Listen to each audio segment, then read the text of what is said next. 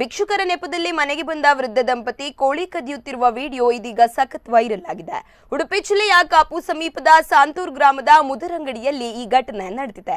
Baby Poojarthi ಎಂಬವರ ಮನೆಗೆ ಬಂದ ವೃದ್ಧ ದಂಪತಿಗಳು ಅಲ್ಲೇ ಕುಳಿತು ಕೋಳಿಗಳಿಗೆ ಕಾಳು ಹಾಕಿ ಕಣ್ಣು ಮುಚ್ಚಿ ತೆರೆಯುವುದರೊಳಗೆ ಕತ್ತು ಹಿಸುಕಿದ ಕೋಳಿಯನ್ನು ಜೋಳಿಗೆಯಲ್ಲಿ ತುಂಬಿಸಿಕೊಳ್ಳುತ್ತಾರೆ. ಇವರ ಕೈಚಳಕ ಮೊಬೈಲ್ನಲ್ಲಿ ಸೆರೆ ಹಿಡಿಯಲಾಗಿದ್ದು ಸದ್ಯ ಸಾಮಾಜಿಕ ಜಾಲತಾಣಗಳಲ್ಲಿ ವೈರಲ್ ಆಗುತ್ತಿದೆ.